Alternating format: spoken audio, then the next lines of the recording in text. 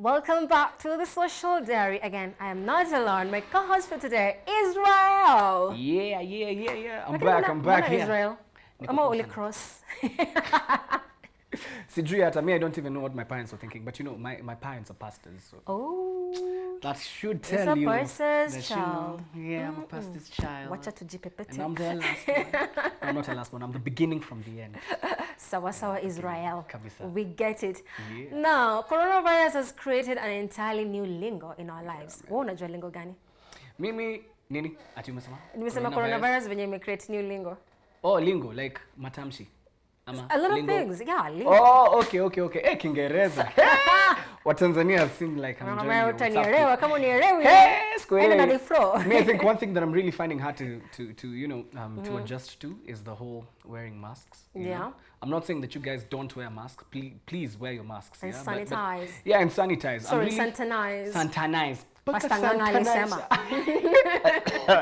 Anyway, guys, Maze, I think that's one of the things that I'm really finding hard to adjust to, you know. All the time wearing masks. Like I was just out here in town and then I had forgotten my mask at some certain shop. Then kidogo some woman comes and she reminds me, "Hey kijana, look for mask, kuna kanjo hapa." I was like, "Hiya."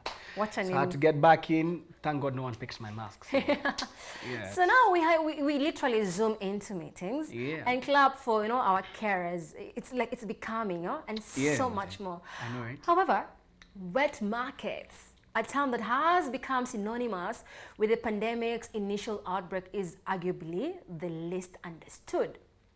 Get this, yeah? Wet markets are essentially farmers' markets with rows of stalls selling fresh fruits, vegetables, eggs, meat, and fish.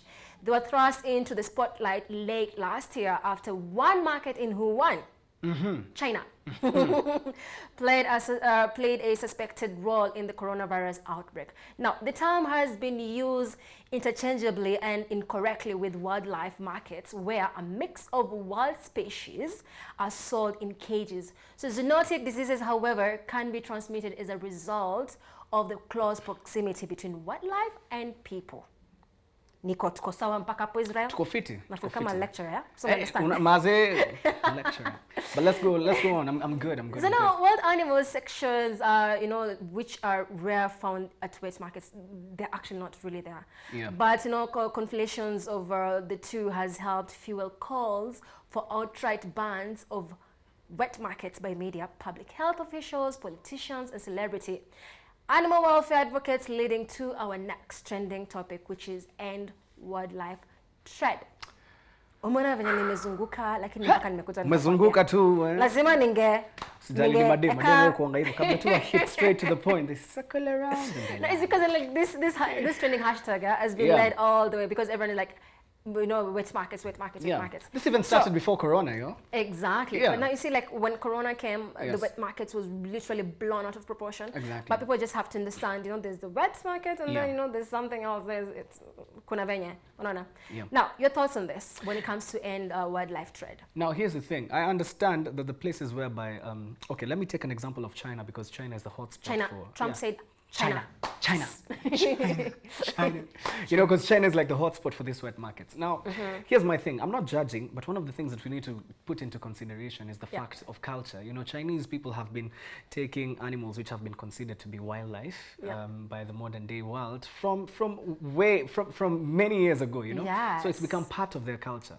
But I think that as time progresses, there's one thing that needs to change. There's some cultures that we need to drop and others that we need to accommodate. And I believe that after the Wuhan 400 disease, the coronavirus pandemic, then wet markets is a culture that needs to be stopped. Yeah. Because the origins of corona, as it's said, of course, some people dispute it and say that it was created in a lab in Wuhan. But truth of the matter is that it spread in a market in Wuhan, you know, from people taking baths. Now, if that stops, or rather, if we use this pandemic to teach people that this culture of wet markets needs to stop, I believe in the next years that are coming, we won't be talking about a pandemic like the one that we have today. But the thing for me is very simple. I mean, we have wild animals, domestic animals. Like, we know, if it's wild, let them be in the wilderness. I know, right? Let them just be in the wilderness. Let them be wild. Because, you know, like the wild animals, man. Like, it's simple explanation. I don't understand why people feel the need to consume these animals, you know. Yet they're meant to be somewhere else. We like wako na samaki, wako na nini, like so many things. How do you go and eat a bat? As in, you know, but the thing is, I think this is giving me a new assignment. I'm going to research about something that I'm pretty sure none of you has ever researched. Oh, the genius. Chinese KWS. Chinese KWS. Nataka kujua ile kazi wao ufanya China. Nataka kujua tu KWS ya China inafanya kazi gani. Waneka people dini lion. Isha kuliwa. So now if we're gonna go on social media, we have a Nyoi KTJ who says, animals are beautiful. Not all are meant to be pet or food. Others are best fit in the wild. This should be respected to keep animals' population in check and for both animals and humans to stay safe and healthy. Hashtag end wildlife trade. And then we have Avoni, that is Yvonne K, who says, reduced travel has meant reduced wildlife poaching. Now, more than ever, governments need to finally enforce a wildlife trade ban to protect African wild population. Hashtag end wildlife trade, which is really good, actually. Thank you very much. Then we have a son of Tetu who says, wildlife trade is a multi-billion-dollar section that has been exploited by people with no interest in preserving wildlife. Hashtag end wild animal trade. And then we have a Sen Moturi who says, experts across the world have warned over the years that there will be more such outbreaks so long as wildlife trade increases and wild habitat decreases, even calling wildlife markets ticking time bombs. Hashtag end wildlife trade. And then we have a Prof.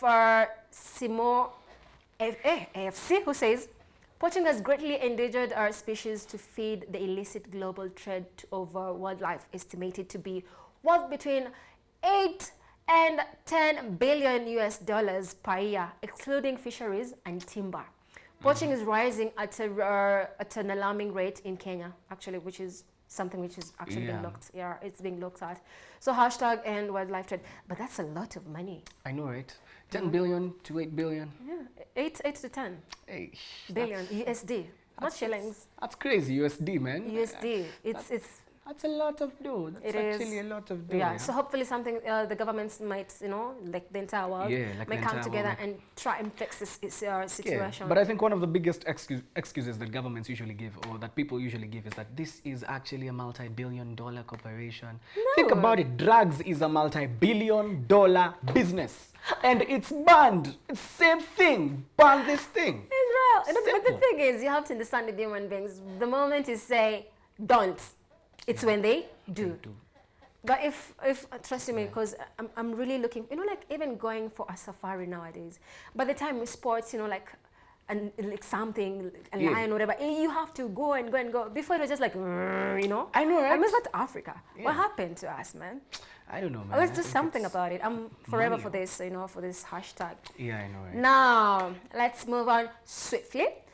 So May is the International Month of Ending Teenage Pregnancies, and this time it falls during the COVID period, which makes it a little difficult. So what are we doing to hashtag end teen pregnancies in Kenya, especially in our communities? Well, this trending topic made headlines on the interwebs as netizens showed solidarity and concern on the topic. Kindly be advised that some of these tweets might need some parental guidance. Okay? So before we go that, teen pregnancies, especially during COVID right now time, if you to look at the rural area, and I keep on talking about the rural area most of the time, you find that this is where most people are very vulnerable. Not only that, but you know, so many places. So exactly what are we doing to end this? I was reading Daily Nation yesterday at night, an article concerning teenage pregnancies. And you know, it's a funny thing that each and every year, 380,000 teenagers. So how many? 380,000 teenagers. That's 380,000 babies, being born. And you'll find that the funny thing about these teenage pregnancies, most of them are caused by people who are not teenagers. They're caused by adults. Yeah. And most of these adults actually force these teenagers to abort the babies. Yeah. You know, they force these teenagers to either abort the babies or to keep the babies, but then they never even take care of the babies. So it's crazy.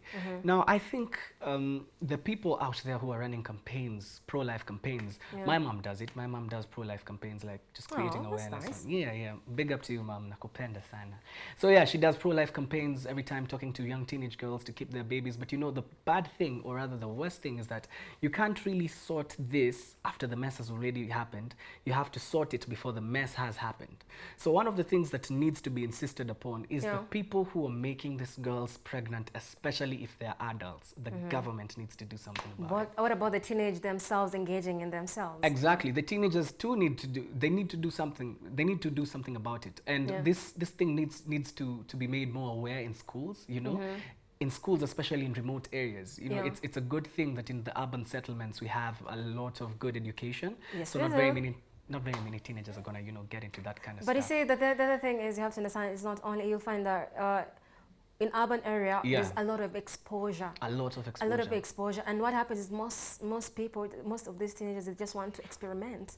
Yeah. You know? Yeah. So experimentation leads to something totally different. And man, I think it's something that needs to have a proper sit down. exactly. It needs to have proper guidance. You know, like very strict. Parents, I feel like parents need to talk it out.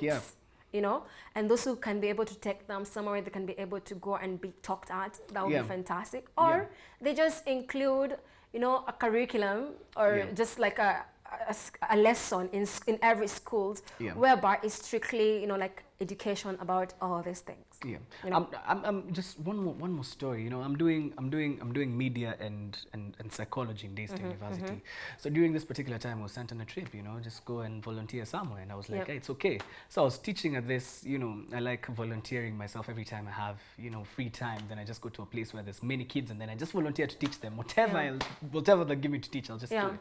So there was this lady who I was teaching with, and she was 17 at the time. I think I was 19. Yeah, she was 17 at the time. And this lady, funny thing with her is that every time she got close to the little babies, she started to cry. Like she was just shaking, and all of a sudden tears just started coming. And I went and I asked her, okay, what's the problem? What's happening? And I got to find out, that she had actually aborted 8 babies. Oh, wait, what? Yes, 8. 8. Yes. And I'm not lying. This is a fact. That's someone who needs, you know, like help. She needs help. Yeah, she needs help at 17. If one teenager at 17 has aborted 8, wow. Now you tell me, this statistic is crazy. That's really, really crazy. So if you to go look at social media, we have at Phi_K who says #end-teen pregnancies KE. LGBTIQ adolescents are being subjected to corrective rape and as a result getting pregnant. #COVID-19 has been a rise in early marriages as well as resulting from a realization that a child is sexually oriented differently. And then he tags people like Atika_KE. This YPS, that is Atika_KE who says, this YPS might not speak up.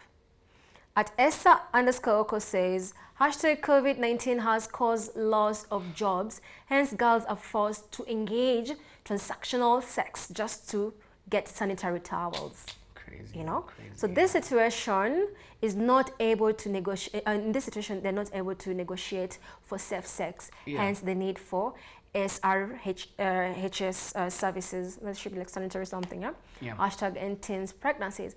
And then we have Nelson Accord who says, at the Ministry of Health Kenya, teens need to be aware of the harsh reality of raising a baby and the negative effects that an unplanned pregnancy can cause in both the mother and the child's lives. #CSE is inevitable if we have to end teenage pregnancies. #end-teen pregnancies. And then we have at FHO Kenya who says, the fact is that the adolescents and teenagers are engaging in sexual activity, which mostly is unsafe. #end-teen pregnancies. #right by her. And then we have at Titi Frederick who says, and is actually replying to Atika KE and that Ministry of Health and 12 others. And this is what he says, or she said. From an honest point of view, at this time, parents are neglecting the role specifically talking to their children about hashtag end teen pregnancies, forgetting pregnancy KE, forgetting tusipoziba ufa itabidi tumejenga ukuta. Kabisa. And then we have at Zamara_FDN who says, there's need for sexual conversation to not be viewed as a taboo. And that is the only way parents, guardians, and community members close to adolescents will start the conversation on SRHR that will then help in the fight against teen pregnancies. Hashtag end teen pregnancies KE, hashtag feminist something. Finally, if we're gonna move to this, and you know what, Israel, this is now the part where I'm about to tell you titties. Atas just gave it back. I just gave it back. I feel heartbroken. I feel heartbroken. Now finally, our meme of the week is from Facebook, from one Rafael Mbur, and let me tell you, I'm a big fan of memes. Yeah. Memes Which says this, and this is regarding the COVID-19. Yeah. This is what he said. This person is, Tell me. over 1,000 people infected, but nobody knows anybody that knows anybody that knows somebody that knows anybody infected. Oh, Israel, yes. do you know anyone who knows somebody who knows somebody else infected? Lakini mimi najua moja. Si ule ako infected. Okay, I have a friend. Wear mask. Wear mask. Wear a mask. Kwao. Sanitize yourself. No. I have a friend of mine. Yo. No, the mom is a nurse. And the mom is working on people who have COVID-19. So yeah, that's the only relationship that we have. But I do not know anyone who knows anyone who knows anybody, somebody that has COVID-19. I do not know. It's true. We haven't been able to see people coming out like saying, you know, like my relative has. I only know like one person who's said like the brother, you know, like got COVID. Like it's just a very complicated story. Though? It's true though. It is actually true because he went tested. After that, he was negative. Then after a while, then it was positive. So it's Director, quite... can I move my seat? Contact it's quite complicated. So Israel, thank you so much. And to you, our viewers, remember the hashtag is Social Diary. Keep the conversation going on. Live stream on all our social media platforms. I've been your host, Conchita Lillian. Until next time, it is goodbye.